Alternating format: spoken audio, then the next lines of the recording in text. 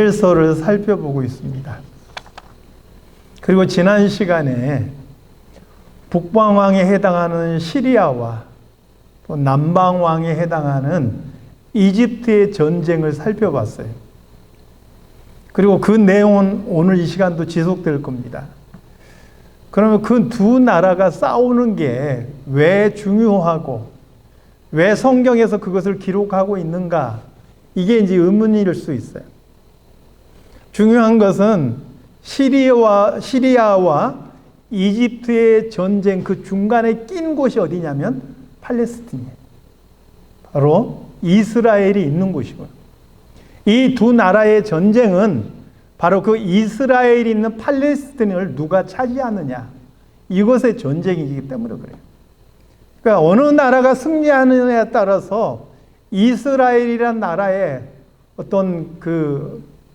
이스라엘이라는 나라에 좀 문제들이 굉장히 좌우되는 거죠. 실제로 오늘 살펴볼 내용 중에서 예루살렘 점령 이후로 벌어지는 그러한 일들도 역사적으로 일어나는 것을 보게 됩니다. 오늘 7절, 8절을 먼저 한번 같이 읽어보겠습니다. 7절, 8절. 자, 시작.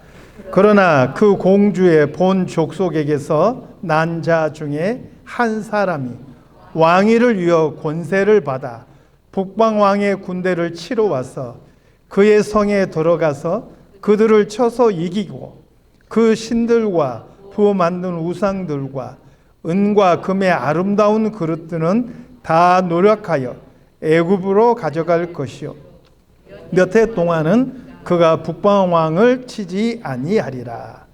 아멘. 지난 시간에 이집트와 시리아 두 나라가 전쟁을 하다가 이제 2세대들에 이르러서는 뭔가 평화를 이루려고 그들이 혼인 동맹을 맺은 것을 살펴봤어요. 이집트의 공주가 시리아 왕에게 시집을 간 거죠. 그리고 혼인을 통해서 동맹이 맺어진 거예요. 근데 문제는 시리아 왕에게는 이미 아들도 둘이 있고 또 아내도 있었다고요. 이 시리아 왕도 동맹을 위해서 자기 아내를 버리는 거예요. 그리고 이집트 공주와 결혼을 했어요. 당연히 이제 시리아와 이집트 사이에 평화가 이루어지게 되죠. 문제는 평화가 이루어지고 나니까 시리아 왕이 자기 버린 아내를 다시 데려왔단 말이에요. 그런데 이 데려온 왕비가 보통 사람이 아니에요. 자기를 따르는 사람을 동원해서 계략을 꾸미고 시리아 왕을 독살하고 자기의 아들을 내세우고 섭정을 하게 돼요. 아들을 앞에 세우고 자기가 대신 시리아를 통치하게 되는 것이죠. 이집트 입장에서는 얼마나 분노합니까? 그냥 있을 수가 없죠. 그래서 이 시리아와 이집트 사이가 그 이전보다 더 심각해지게 됩니다. 그리고 오늘 본문에 보니까 이 공주의 본 족속에서, 이건 이집트를 말합니다. 이집트에서 한 사람이 왕위를 이어받았는데 이 사람이 누구냐? 이집트 공주의 오빠예요. 그러니까 아버지는 죽고 이제 오빠가 왕이 됐는데 그 마음에 한이 있는 거예요. 무슨 한이 있나요? 내 누이가 시리아까지 가서 억울하게 다 죽은 거예요. 그래서 군대를 모아서 이 북방왕 시리아를 침략하게 되는 거예요. 중요한 전쟁에서 시리아 군대를 아주 대파하고 승리를 거둔 다음에 수많은 재물들을 누락질해서 돌아오게 되는 것이죠. 바로 7절에서 8절은 그 역사적인 사건을 이야기하고 있는 것입니다. 이어서 9절을 보겠습니다. 9절 시작. 북방왕이 남방왕의 왕국으로 쳐들어갈 것이나 자기 본국으로 물러가리라. 자, 이집트가 침략해서 자기 나라의 보물들을 다 약탈해 갔단 말이에요. 그러니까 당연히 이 시리아 왕 입장에서는 보복해야 되지 않겠어요? 그러니까 자기도 군대를 준비해요. 약 4년에 걸쳐서 군대를 준비하고 이 이집트를 침공하게 됩니다.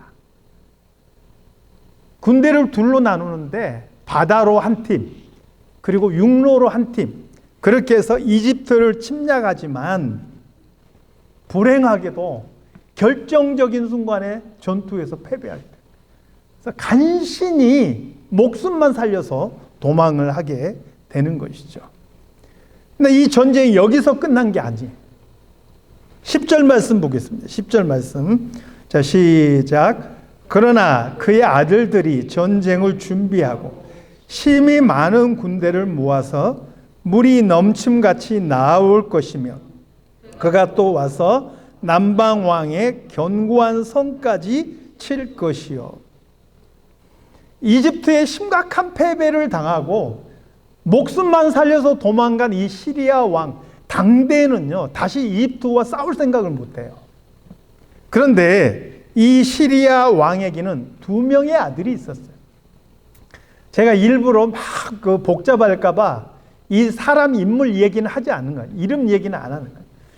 이 시리아 왕에게는 2명의 아들이 있었어요. 첫째 아들이 아버지가 죽고 나서 왕이 됐어요. 근데 이 첫째 아들은 이집트 쪽에는 관심이 없었어요. 저 위쪽에 있는 소아시아 지방에서 집중적으로 전쟁을 했어요. 소아시아 지방에서 전쟁을 하다가 믿었던 동료에 의해서 칼에 맞아 죽어요. 그리고 이제 동생이 형을 이어서 왕이 됩니다. 근데 동생은요, 왕이 되고 나서 아버지의 그 패배를 잊지 않고 있어요. 군대를 모아서 어디를 침략하느냐? 이집트를 침략하게 된 거예요. 이것을 본문에서는 남방 왕의 견고한 성까지 칠 것이요, 이렇게 표현됐는데 실제로 이집트 영향하에 있던 팔레스틴들을 다 점령하고 그리고 이집트 본토까지 공격하는 것을 역사에서는 기록하고 있는 것이죠. 자, 이러니 이집트가 또 가만히 있겠어요? 11절 말씀 보겠습니다. 11절 시작. 남방 왕은 크게 노하여 나와서 북방 왕과 싸울 것이라. 북방 왕이 큰 무리를 일으킬 것이나 그 무리는 그의 손에 넘겨준 바 되리라. 남방 왕이 화가 나니까 같이 싸우는데 북방 왕의 군대가 큰 무리라 그랬어요. 근데 중요한 것은 이 큰 무리가 그의 손에 넘겨준 바 되리라. 이 그의 손은 남방 왕, 이집트 왕을 말하는 거예요. 그러니까 결국 누가 이긴다는 소리예요? 이집트가 싸움에서 이긴다는 거예요. 초반에는 팔레스틴을 다 빼앗기고 계속 전쟁에서 밀렸어요. 결정적으로 팔레스틴 가사 지방에서의 전쟁에서 이 북방 왕, 시리아 왕의 군대를 대파하는 거예요. 이 가사가 어디냐면 지금도 여러분들 아마 뉴스를 들으시면 종종 들으실 거예요. 가자 지구. 이스라엘과 하마스의 전쟁도 이곳에서 벌어지고 있잖아요. 바로 이곳이 성경에 나오는 가사예요.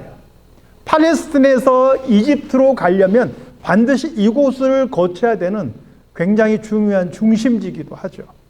여기에서 이집트가 이 시리아의 군대를 대파하고 승리를 하게 된 것이죠. 이 전투로 인해서 다시 이집트는 팔레스틴 땅을 차지하게 된 것이죠. 12절을 보겠습니다. 자, 시작. 그가 큰 무리를 사로잡은 후에 그의 마음이 스스로 높아져서 수만 명을 엎드러뜨릴 것이나 그 세력은 더하지 못할 것이요.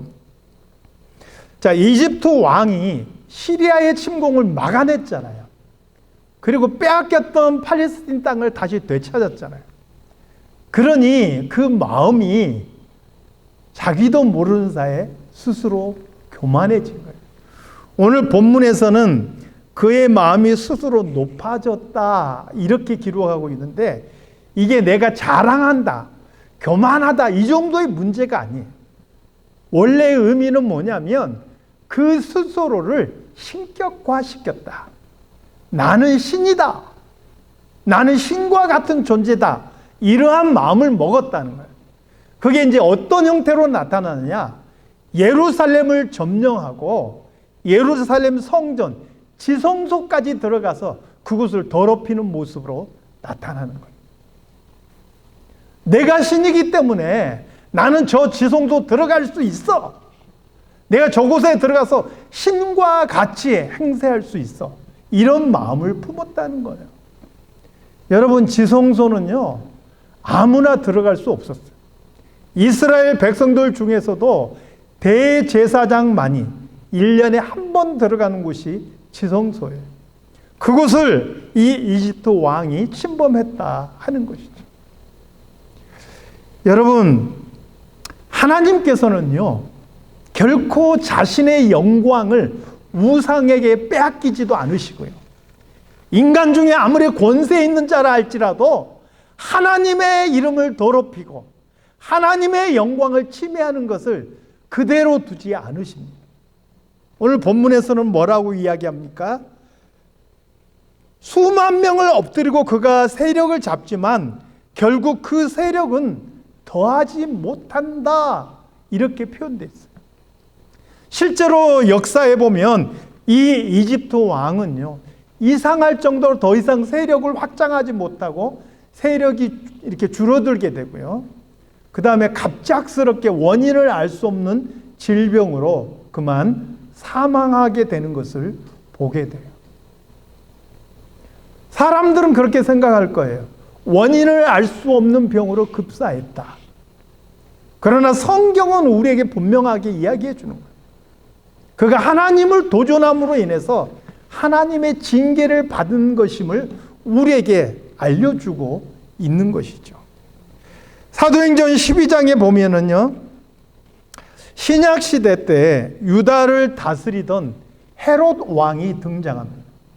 이 헤롯 왕은요, 예수님 어린 시절, 예수님 탄생 당시에 예수님을 죽이기 위해서 베들레헴의 2살 이하의 어린아이를 다 죽였던 그 헤롯 왕의 손자예요. 성경에는 3명의 헤롯 왕이 등장해요. 아기 예수님을 죽이려고 했던 헤롯, 그 다음에 예수님을 재판했던 헤롯, 그리고 사도행전에 등장하는 헤롯, 할아버지, 아버지, 손자예요. 사도행전 12장에 나타나는 헤롯은 바로 이 손자 헤롯이죠. 이 헤롯 집안은요, 콤플렉스가 있었어요. 이들이 유다를 다스리는데 본래 로마 정부가 세워서 왕이 된, 이걸 분봉왕이라 그래요. 로마 정부에 의해서 왕이 됐지만 이들은 유대인이 아니에요. 팔레스틴 지방을 떠돌아다니는 베두인의 후예예요. 그러니까 이게 이 사람들의 콤플렉스예요.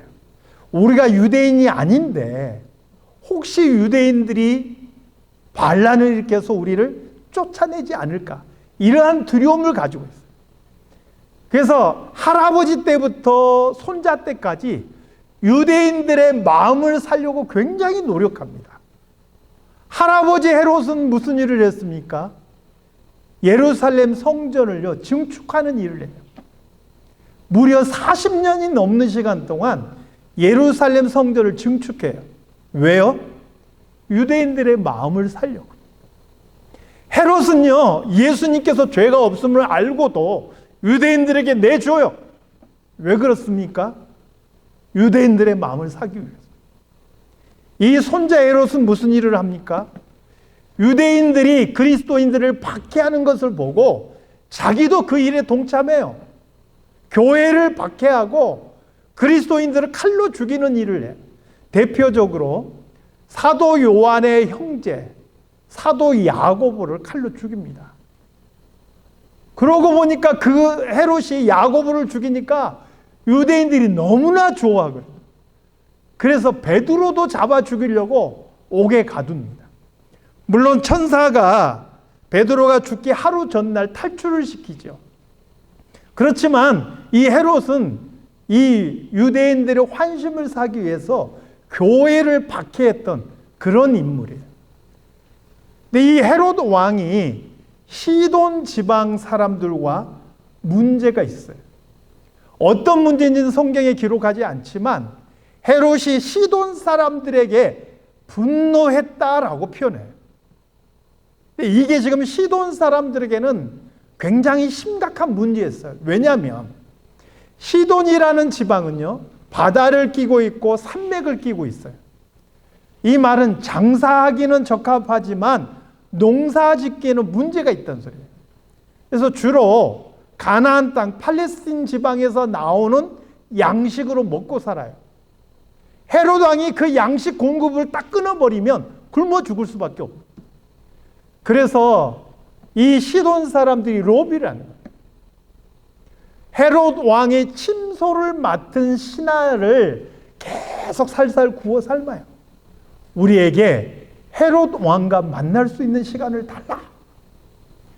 여러분, 침소 맡은 신하라는 의미가 어떤 의미인지 아세요?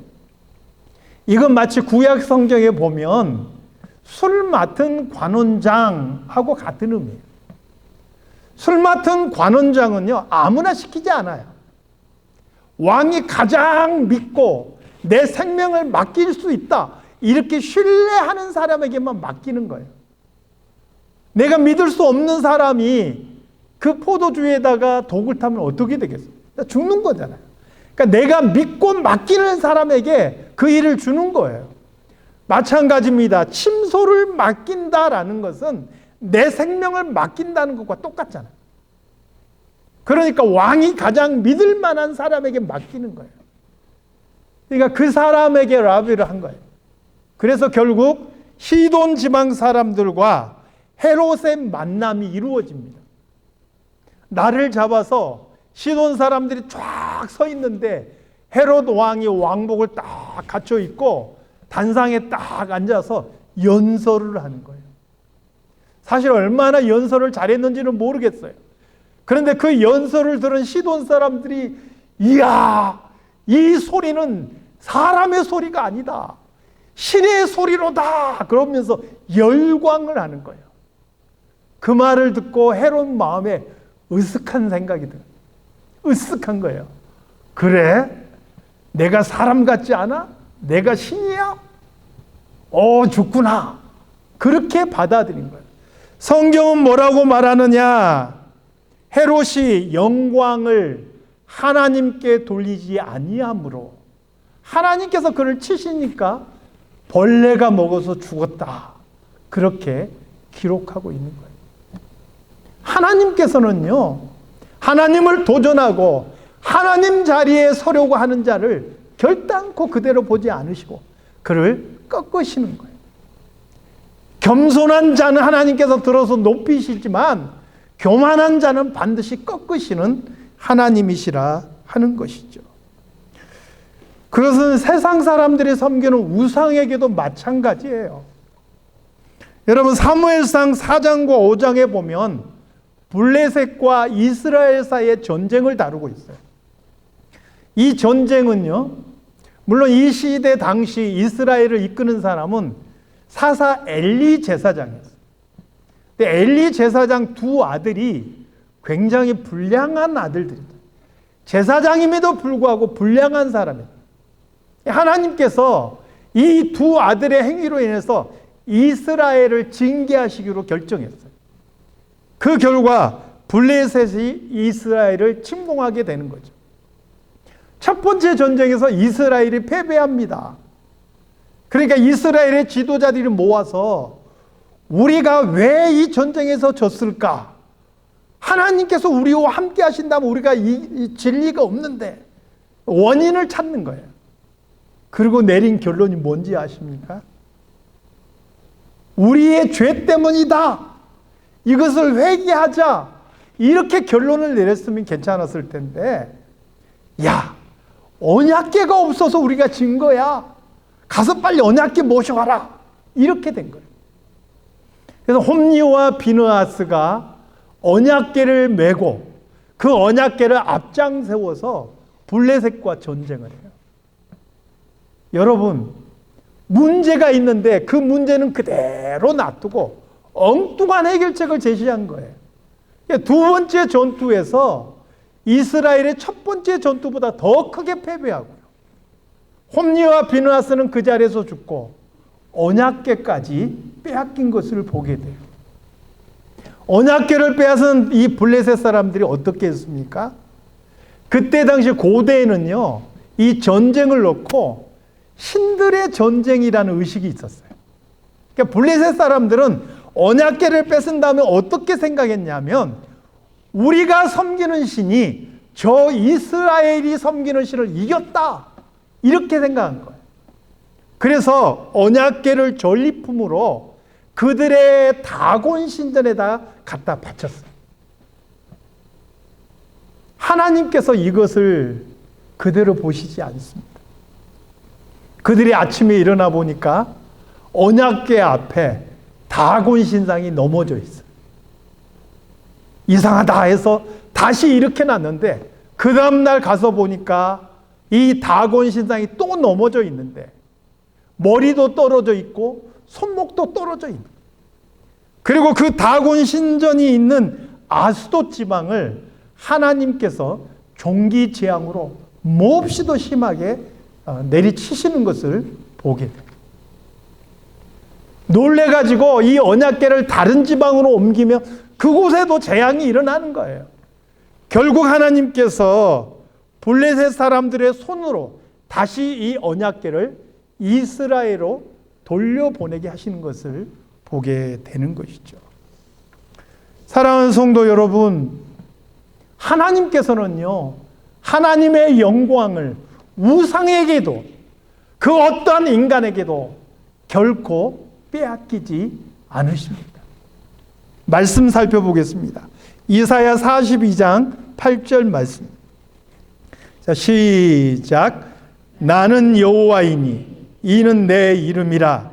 나는 내 영광을 다른 자에게, 내 찬송을 우상에게 주지 아니하리라. 아멘. 하나님께서는 하나님의 영광을 우상에게도 빼앗기지 않으십니다. 이 세상의 권세자들에게도 결코 빼앗기지 않으세요. 반대로 이야기하면, 오늘 하나님을 믿는 우리들은 우리의 삶 속에서 하나님을 영화롭게 하는 삶을 살아가야 한다는 이야기이기도 해요. 사랑하는 성도 여러분, 웨스트민스터 소위른 문답 제1번 제가 다 외우시라 그랬잖아요. 사람의 제일 되는 목적이 무엇입니까? 자, 외우신 분들, 자, 시작. 감사합니다. 자꾸 잊어버리니까 제가 자꾸 써먹게 돼요. 자, 따라서 해봅시다.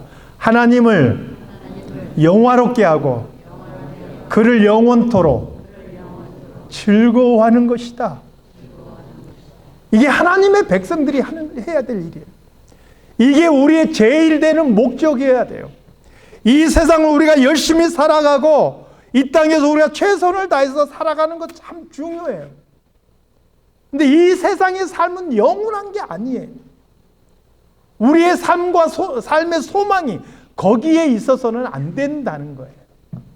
하나님을 영화롭게 하고 그를 영원토록 즐거워하는 삶, 그것이 오늘 저와 여러분의 목적이 되어야 한다는 것이죠. 말씀을 맺도록 하겠습니다.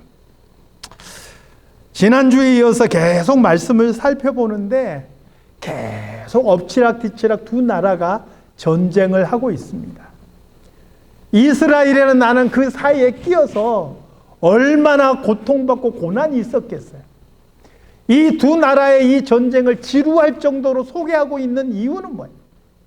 바로 다니엘이 기도했던 대로 이스라엘, 내 후예들이 어떻게 될 것인가에 대해서 지금 하나님께서 보여주시는 거예요. 앞으로 이러한 일들이 벌어질 텐데 그 사이에서 지금 이스라엘이 맞이하게 될 환란의 시기들을 지금 보여주고 있는 거예요. 그리고 이미 말씀드렸던 대로 다니엘 시대에는 미래에 일어날 일이지만 우리가 봤을 때는 이게 과거의 일이에요.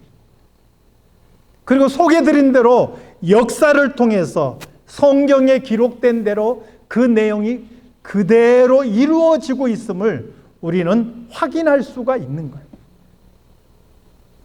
세상 역사가 하나님의 주권과 하나님의 섭리 속에서 이루어져 가고 있다는 것을 확인할 수가 있는 거예요.